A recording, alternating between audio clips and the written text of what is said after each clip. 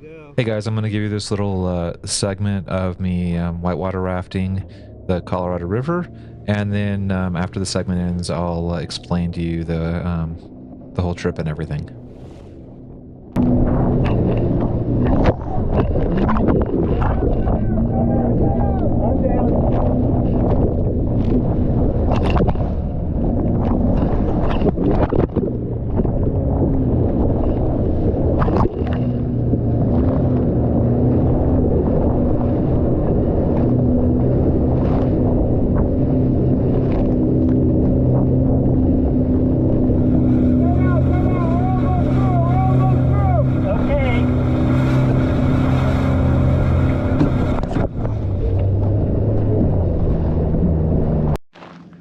Good morning, everybody. I am on Route 66 on my way to go whitewater rafting, and this is Route 66 behind me, and we are on our way here to basically Peach Springs.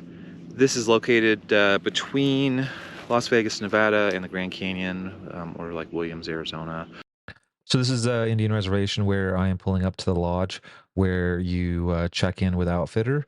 And I think it's like 7:30 in the morning when you check in. But I would look at your thing and see they basically show up like right when the ticket says that it starts. And this is a 1-day charter through Grand Canyon West, I think is the website I went through to sign up for this. And this is where you check in at with them. Okay, I'm going to call your name. Eileen's going to put a number on your wristband that will correspond with your boat number.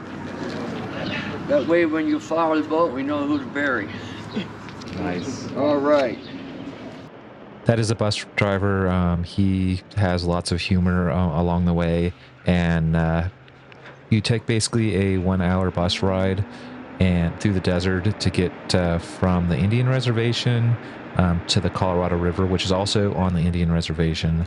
And the Indian Reservation is actually operating this outfitter, so they like own the bus and the lodge and the boats and like all that kind of stuff. And most of the tour guides are actually Indians. The one that we had was a Navajo, and his name was Kyle, and he was awesome. And this is inside of the bus, and the windows are kind of cracked, and you can look out and see the wonderful mountainside along the way. The driver will pull over and stop over and over and over again to teach you all kinds of stuff about plants and animals and whatever he sees along the side of the road. We're going to get out here in a second. You can take some pictures and you can see the geology on both sides of the road. It's completely different. This green rock right here is copper sulfate. That's where you get your copper from. Southern Arizona is known for its large open pit copper mines. Up on the hill, you see the cactus that look like sticks sticking up like straws. Those are ocotillo. This is a photo opportunity that you have in the desert on the way out there.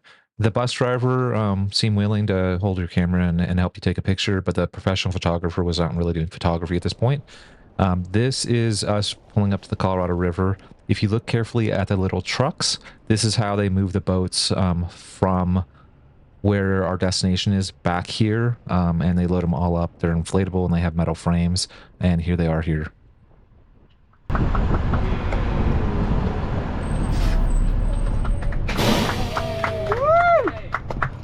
Your wristbands, 1, 2, 3, 4. Your life jacket's right here, 1, 2, 3, 4. Doesn't matter, one size fits all. There's enough for everybody. The trail to the porta potty is at the back of the bus up there by the palm tree. Your guys will come over in a little bit and take care of you, and I'll see those of you that are left this afternoon. Okay, away we go. This is where we suit up. They have these large dry bags that you can put your stuff in if you didn't bring a dry bag. I brought a dry bag, so they just put my stuff next to everybody else's stuff, but they want to make sure everybody's stuff doesn't get wet there. You can see the dry bag, that kind of bluish thing, and everybody here is basically putting on their PFDs, personal flotation devices / life preservers, and then we're all going to get on the boat and get going.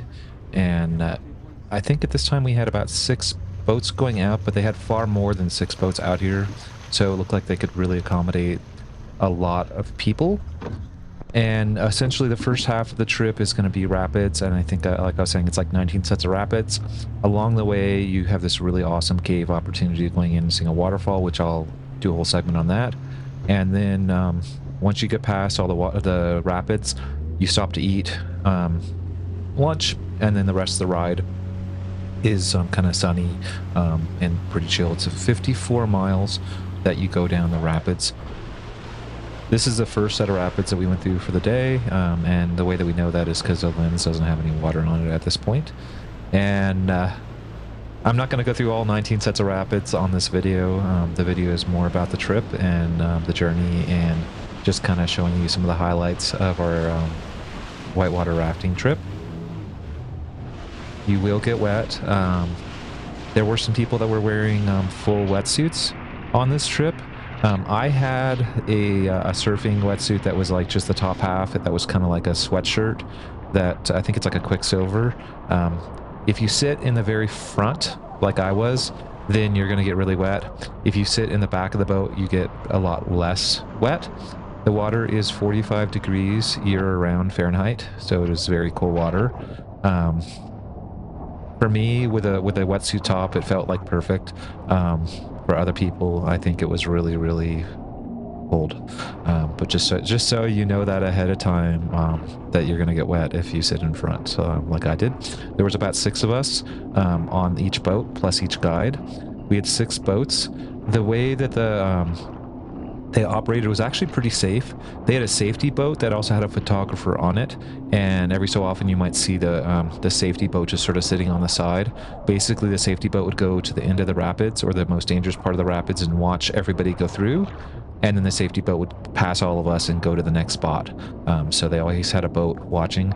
All the boats were equipped with safety equipment. All the boats were equipped with ropes and PFDs and things to get people out of the water if there was a problem. So it's not like the safety boat was the only boat that was equipped. And they explained to us that every single guide had to be a wildlife rescue certified person in order to do this outfitter thing. So they all were certified like in CPR and rescue and getting people out of the water. There wasn't just like one dude that you had to worry about that would come save you. So yes, it's whitewater, but it did feel very professional and safe and cool. Maybe 2/3 of the way through the rapids, you get to this spot where there is this waterfall inside this cave that is super well known that I do not remember the name of, and probably you're going to count 7 boats if you're going to be looking carefully, because there's 6 boats, I believe, and plus the safety boat. Anyway, so this is a little bit of a hike. I want to say maybe it is half a mile of a hike. It isn't not very long, but it is very strenuous in that you end up having to climb up like rope ladders and the side of rocks and stuff, but it seems very, very well worth it. So if you think you are capable of climbing up rocks and stuff, this is something that you definitely want to do. And you're going to even hear me say, and other people say, that this experience of the climbing up into the cave and the waterfall and everything, this almost felt like better than the rapids, and the rapids were pretty awesome.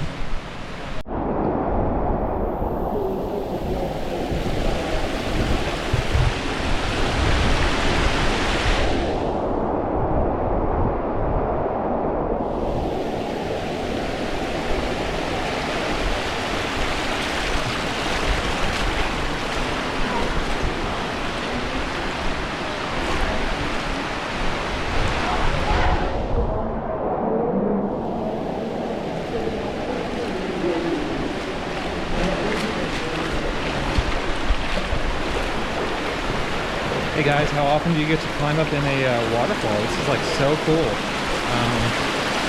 It's a little bit, get to be a little bit athletic to get up here, but it is like way cool.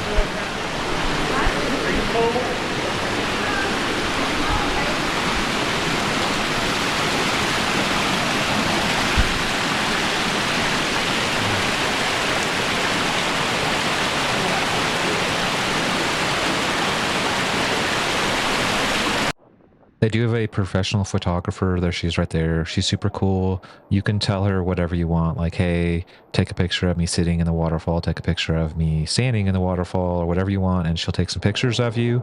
And then she's also in the safety boat taking images as you're going down the rapids. The price on the photographs, it was like $10 per photo, or I think it was like maybe $65 for all the photos. And I think it was like around 60-ish photos, so it ends up being about $1 a photo if you want like all the photos from the whole trip of you. Like those are all your photos. Like she took so many photos, it was like ridiculous.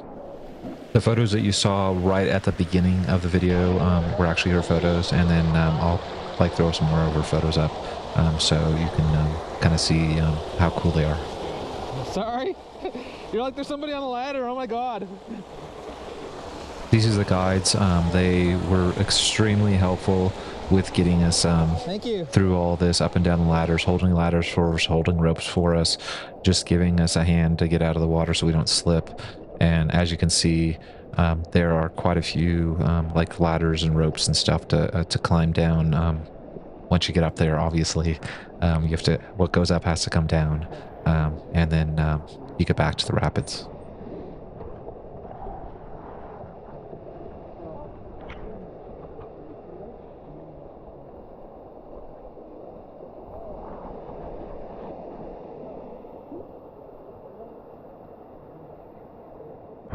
Hey guys, so everybody's saying basically, and I think I agree with them, that waterfall with a walkthrough where you climb up all the ropes and stuff and go into that awesome cave, that takes the cake. That is like way better than the rapids. The rapids are cool, like the rapids are like 9 or whatever, 8, 9, like out of 1 to 10.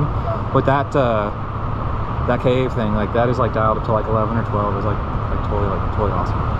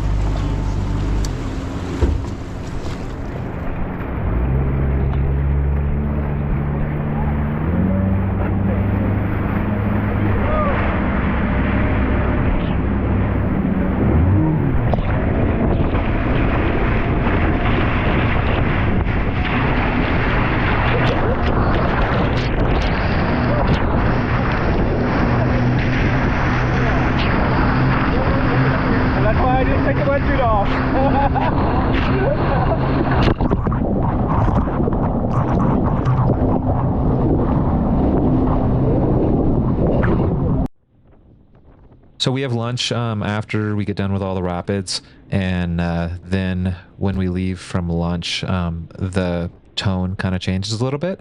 It goes from being like going through rapids and everybody getting wet and trying to hold on for their life to just being super chill and relaxed. And everybody moves basically to the back of the boat. They even reposition the coolers and stuff in the back of the boat so there's more room in back, and everybody is sort of just sitting in back, just kind of letting the sun come down on them, and they're drying out basically, and just having this this mellow couple hour boat ride between the canyons, looking at all the awesome rock formations. And the guide will tell you stuff, the history of the canyon and the history of possibly even his tribe, and anything you want to know, you can ask them, and they'll tell you because they've lived here for a long time and they're super knowledgeable. We had Kyle. He was awesome. He's a Navajo. And here you go. You can see even I'm holding a Coke in this picture because we just came off lunch, and everybody is just sort of chilling out and having this nice relaxing ride. It is 54 miles, like I was saying, in this boat. That's a considerable distance. About half of it is rapids, and then the other half of it is just this relaxing ride to see the canyon. It gives you a little different perspective. Like when you go to the Grand Canyon, you're looking down on the canyon, and then there's all this work to take like a donkey down or like hike down, and it might be a little too aggressive for most people, but this is really relaxing. I mean, they bus you down, then you sit in a motorboat, and they basically run you through, and you can look at everything. Now obviously it's not exactly the Grand Canyon. I mean, it's the Colorado River still, And if you decide that you want to do this through the Grand Canyon, we passed other people that were doing it through the Grand Canyon. Apparently, it takes multiple days and camping and everything. And I don't think they have motors. I think you have to actually paddle. So it's much more strenuous if you actually want to go through the Colorado River through the actual Grand Canyon itself. But this was so awesome, and it was a one-day experience. It started, like I was saying, around 7, I think 7:30 in the morning, and then I got back. It was like 8 o'clock at night. It's a whole day experience. It's cool. So this is a bus ride back, obviously, and it's like 2 to 3 hours to get back. It's a pretty long day, and they stop in Kingman so you can get something to eat. The segment I did on the waterfall and stuff, I just want to point out that is the Indian reservation. That is their land. That is why we had the opportunity to actually get up and touch it and get close. I know that a lot of people are probably thinking national parks and how they're super protective of things and they have railings and you can look at things from a distance. That's not how this is. They own that land. That is their land. So they are sharing it with us, and we should feel like it's a privilege that they shared that with us. So it is really it's just awesome and cool. Hopefully this video kind of helped you out with deciding if you want to do it. And I just want to say, like, I had to pay to go on this and everything. Like, this is not like a free advertising for them. This isn't something where, it's a paid promotion or nothing like that. This is just honesty. And I hope this helps you out with kind of seeing what it's like.